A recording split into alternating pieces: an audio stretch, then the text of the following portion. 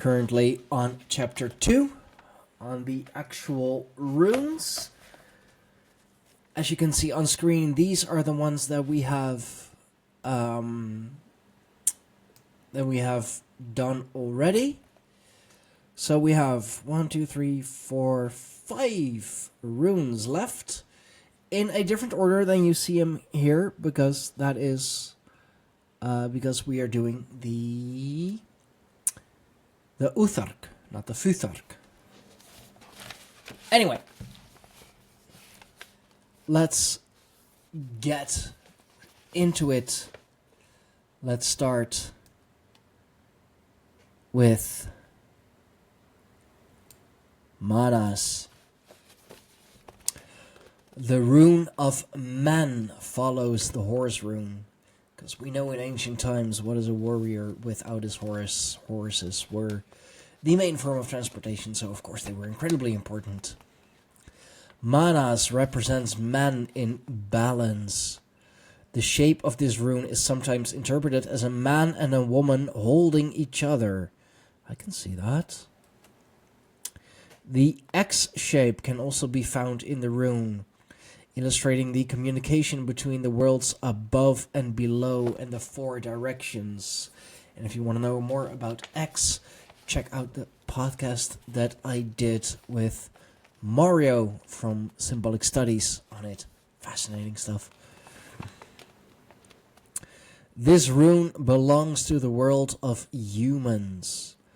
The rune is the 19th in the Uthark.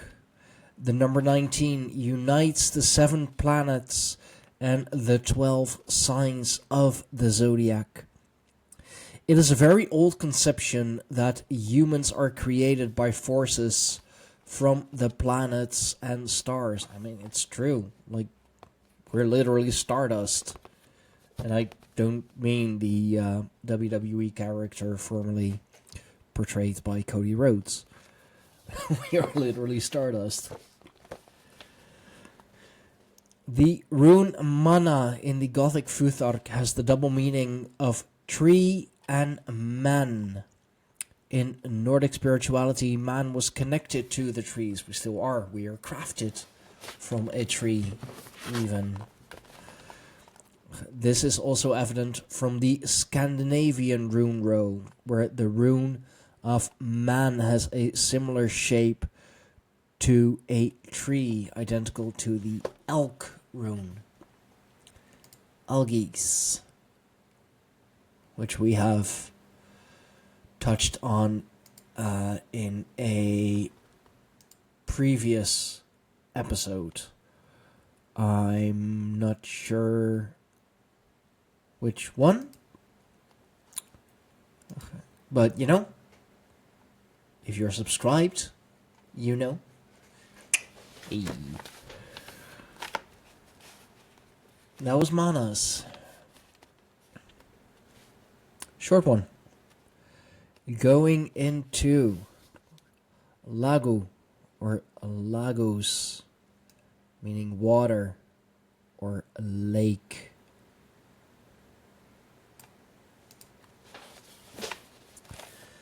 This is the rune of water.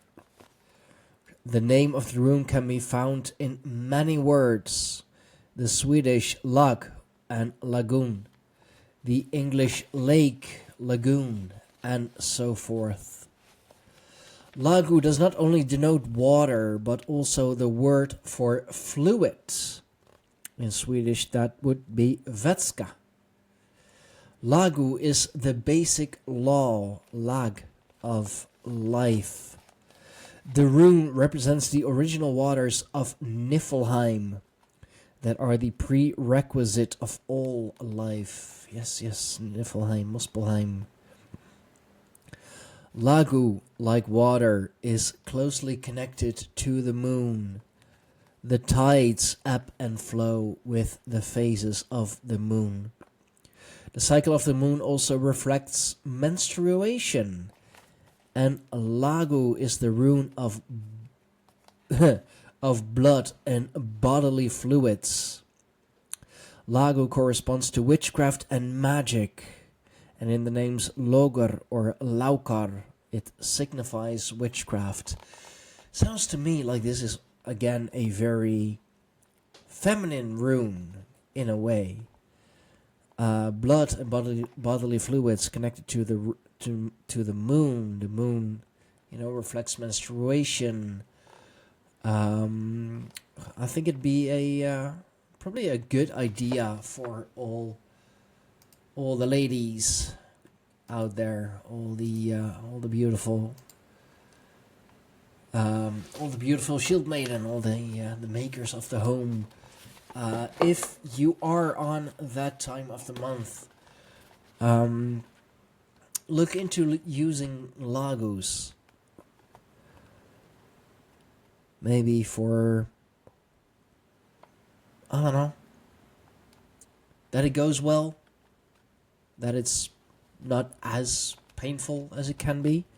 I don't know.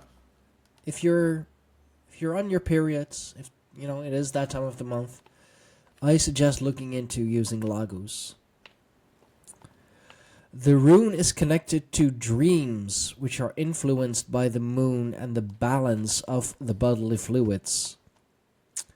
It always sounds kind of disgusting when, it's bodily fluids. It's like, what are we? Where are we at? Like a freaking crime scene? Lagu is also connected to the goddess Nerthus and the god Njord, as well as the god Aegir and his wife Ran and their 9 daughters. 9 daughters? Gosh. The rune is the 20th in the Uthark. 20 is often connected to water and the moon.